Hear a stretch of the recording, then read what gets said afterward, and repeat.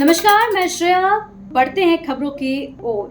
गिरिराज सिंह ने राहुल गांधी को बताया नालायक और देशद्रोही। केंद्रीय मंत्री गिरिराज सिंह ने कांग्रेस नेता राहुल गांधी पर तीखा हमला बोला। उन्होंने राहुल गांधी को नालायक और देशद्रोही करार देते हुए कहा कि राहुल गांधी बार बार भारतीय सेना के शौर्य पर सवाल उठाकर पाकिस्तान की भाषा बोलते हैं। गिरिराज सिंह ने कहा कि राहुल गांधी का बयान भारतीय सेना की मान प्रतिष्ठा को ठेस पहुंचाता है और लोगों को इसका विरोध करना चाहिए।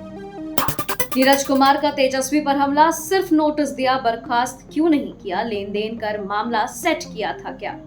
भाजपा प्रवक्ता नीरज कुमार ने तेजस्वी यादव पर निशाना साधते हुए कहा कि वे डॉक्टर अभिजीत को सस्पेंड करने का झूठा क्यों बात फैला रहे हैं, जबकि उन्होंने सिर्फ कारण बताओ नोटिस जारी किया था। नीरज ने पूछा कि अगर तेजस्वी सच में सख्त थे तो मंत्री रहते 28 जनवरी 2024 तक कार्रवाई क्यों नहीं की, क्या लेन देन कर मामला रफा दफा कर लिया था। साथ ही पूछा कि नोटिस में खुद को मुख्यमंत्री लिखने की गलती पर कोई कार्रवाई की गई या नहीं। नीरज ने कहा कि भ्रम फैलाना और झूठ बोलना बंद करें, बिहार अब आपके झांसे में नहीं आएगा। राहुल गांधी ने दशरथ मांझी के परिजनों से की मुलाकात। कांग्रेस नेता राहुल गांधी शुक्रवार को बिहार के गया जिले के दशरथ नगर गांव पहुंचे, जहां उन्होंने माउंटेन मैन दशरथ मांझी के परिवार से मुलाकात की। इस दौरान दशरथ मांझी के पुत्र यानी भागीरथ मांझी ने उनका पारंपरिक रूप से स्वागत किया।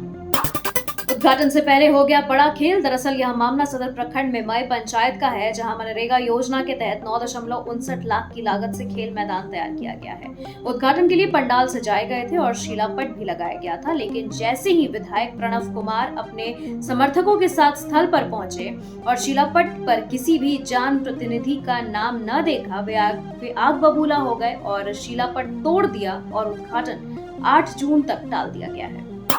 पटना के जेलर और 3 कक्षपाल समेत जमादार पर गिरी गाज। पटना के मसौड़ी जेल में कथित शराब पार्टी और गांजा पीने का वीडियो वायरल होने के मामले में बड़ा प्रशासनिक कदम उठाया गया है। जांच के बाद जेलर उमाशंकर शर्मा, जमादार चंद्रशेखर आजाद और 2 कक्षपाल आलोक कुमार व गौरव कुमार को निलंबित कर दिया गया है। यह कार्रवाई जेल आईजी प्रणव कुमार के आदेश पर की गई है। ऑपरेशन सिंदूर के बाद केंद्र ने जारी किया साइबर सुरक्षा एसओपी। ऑपरेशन सिंदूर के बाद देश भर में सरकारी प्रतिष्ठानों पर साइबर हमलों की आशंका को देखते हुए केंद्र सरकार ने सतर्कता बढ़ा दी है। इलेक्ट्रॉनिक्स और सूचना प्रौद्योगिकी मंत्रालय ने सभी राज्यों को साइबर सुरक्षा से जुड़े एक मानक संचालन प्रक्रिया जारी की है, जिसका अनुपालन अनिवार्य कर दिया गया है। मंत्रालय ने कहा है कि बढ़ते साइबर खतरों को देखते हुए यह समय की जरूरत है कि हर राज्य और जिला पूरी तैयारी के साथ संभावित साइबर हमलों का मुकाबला करे। राहुल गांधी पर प्रशांत किशोर का अटैक। जनसुराज के सूत्रधार प्रशांत किशोर ने शुक्रवार को बिहार बदलाव यात्रा के तहत सारण के परसा और सोनपुर में जनसभा की। परसा में जनसभा को संबोधित करने के बाद पत्रकारों से बातचीत करते हुए उन्होंने राहुल गांधी के बिहार दौरे पर जमकर हमला बोला और कहा कि राहुल गांधी को बिहार सिर्फ चुनाव के वक्त ही क्यों याद आता है।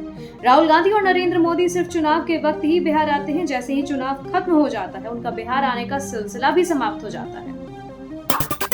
समर्थकों के साथ वीआईपी में शामिल हुए जेडीयू नेता डॉक्टर सुनील सिंह। विकासशील इंसान पार्टी द्वारा आयोजित मिलन समारोह में शुक्रवार को बड़ी संख्या में डॉक्टरों ने वीआईपी का दामन थाम लिया है। बिहार इंडियन मेडिकल एसोसिएशन के उपाध्यक्ष और जेडीयू के नेता रहे डॉक्टर सुनील कुमार सिंह ने इस मिलन समारोह में अपने समर्थकों के साथ वीआईपी की सदस्यता ग्रहण की और नई पारी की शुरुआत की।